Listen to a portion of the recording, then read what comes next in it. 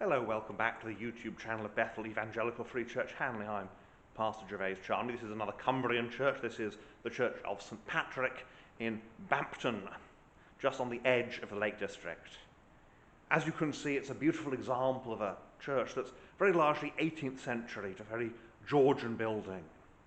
There's some bits and pieces in here relating to Mardale Church, which was submerged under Haweswater when the reservoir was created.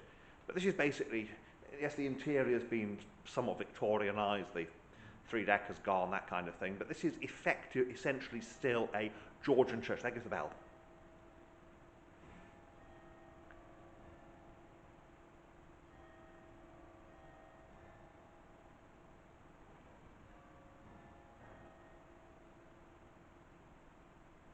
The bell strikes one. So this is a Georgian church in Cumbria, and as we go around we'll see some of its notable features. There, the bell strikes one.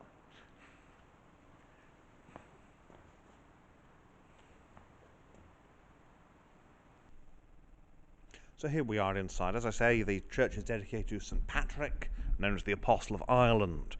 You'll see that although this is actually a single bay building, effectively, there are aisles.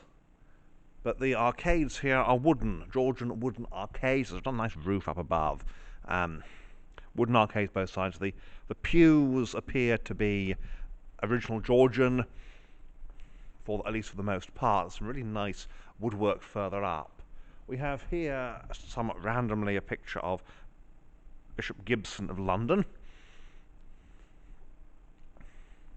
And here we have a picture of Mardale Church, submerged under Haweswater, 1935. So it's this insatiable demand, you say. Now, who do we have here? Yes, this is the Reverend John Boosted, BD, Master of Bampton Grammar School, and who served the church at Mardale. So there he is, died 1841. And here we are up the north aisle. We proceed up the north aisle, being very careful in terms of steps. Nice pulpit. Again, it looks like Jacobean. I would suspect that that is the top of a three-decker, or was the top of a three-decker at some point. We've got these rather nice screens. They're not actually Jacobean, but they're Jacobean style, which is interesting. Again, Victorians. So here the decision has been to work with the Georgian character of the church, not to try to change it. And there we have, on the other side, the vestry, looking very much like an old family pew. I wonder if it was. On this side we have the organ. You can see rather nice organ, all boxed up. Just have a look and see. I suspect it's two manuals with foot pedal. They normally are something this size. Yep, two manual foot pedal.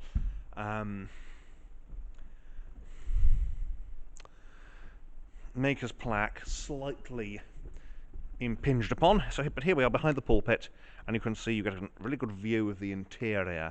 And those columns, they give a certain elegance without obscuring the view in any real sense. So that's very good. Careful up here. There are steps. And into the chancel, and again you've got this use of Jacobean style panelling. Nice set of communion rails.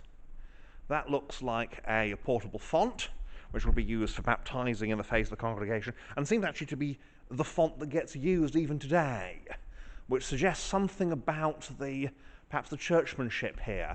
Another thing suggesting the churchmanship is the stained glass window, east window. You will see you have the Annunciation, the Adoration of the Magi, and in the middle you have the Ascension. Now, why the Ascension? Well, he is not here, for he is risen.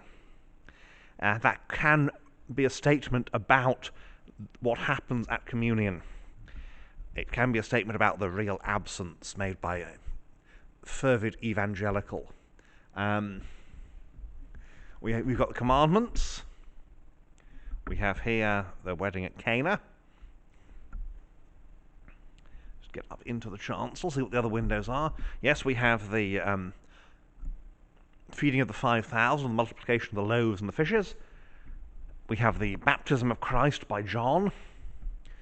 We have the ordination of the 12, which is an interesting subject. I don't see that very often. We have commandments and memorials to members of the noble family. The family called the nobles, not just a noble family. And looking west, it's a glorious interior. I do like this. It would have been even better with the walls plastered, because the stonework, to be brutally honest, the stonework here is rubbish. It's supposed to be covered in plaster, that's why it's rubbish. There's no idea, we have to make this nice, attractive stonework, because we're going to cover it all up, so why bother? Nice eagle lectern. The Victorians like the eagle lecterns. And this one's dated 1885. And again, we've got a few memorials along the wall here. Christopher Mounsey Wilson of Walmgate Head died 1895. These are nice 18th century seats. A bit old-fashioned, I think, with their little knobbles on the end, but that's a good thing. And here we have a memorial to the Reverend George Edward Foden Day, for 46 years, Vicar of Bampton. Died 10th October 1929. The War Memorial.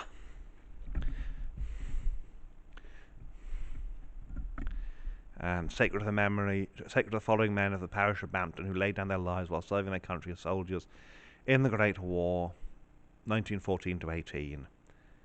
We have them all listed here. Privates, Lance Corporal, Second Lieutenant William K. Orford, Lieutenant Charles N. Stacey, and just the whole. You'll see there's several a couple of Atkinsons, a couple of Kitchings, a couple of Mounseys, Noble, 2 Newtons, and it's quite probable they were related. That you're looking at brothers and being killed.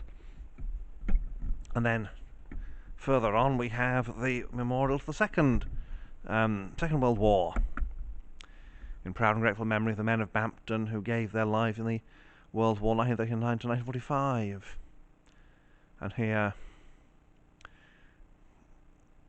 we have a couple of RAF men and a couple of sailors. 2 Thompsons, the Kitching again. And at the back, that probably is an old font at the back, now being used to keep a planter. Roll of Honour, that's all the men who went out to fight. And the Millennium Window. The Father is not the Son. The Son is not the Spirit, but they're all God. At the top, so we have the Trinity at the top. And then we've got St. Patrick in the middle, contemplating his shamrock. Whatever you think about the shamrocks. It's this is the story of St. Patrick using the shamrock as an illustration of the Trinity. Like all illustrations, of course, it's insufficient, because illustrations by their very nature are. So looking up the aisle there, and then we're back here at the West End, and you can just see up here there's a ringing gallery and open so the bell ringers can see, and the tower is basically a porch these days. Very useful, very helpful. And so following that slightly abrupt transition, this is the outside of St. Patrick's, Bampton. The church clock was installed in 1909.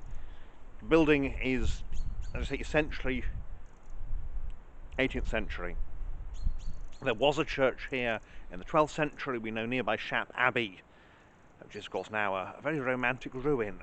Nearby Shap Abbey were the patrons, and in fact one of their canons. It was an abbey, so a priory really, of Premonstratensian canons, and try saying that in a hurry.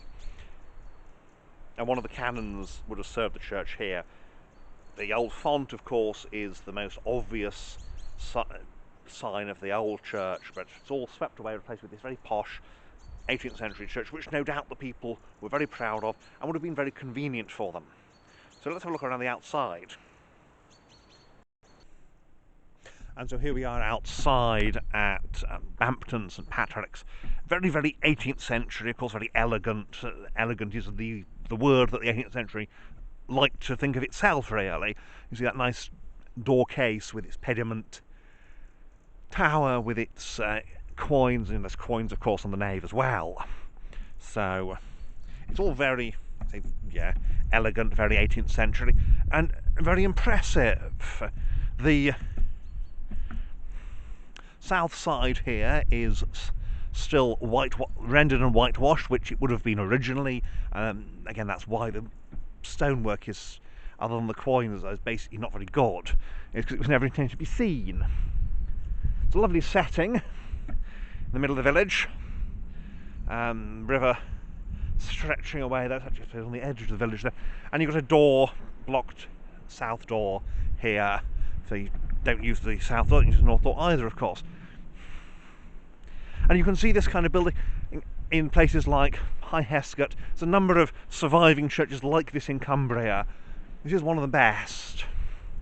And, you know, we're that close to the Scots border that the architecture is very similar to what you might find of a Scots kirk, perhaps with the exception, certainly in the period, of a chancel, because Anglican churches have chancels, Scots kirks, Presbyterians don't need one. They might have one just for decoration. And certainly, oh, there goes the wind. I hope you heard that. There's often find the pub opposite the village inn, opposite the church, and we've noticed this before.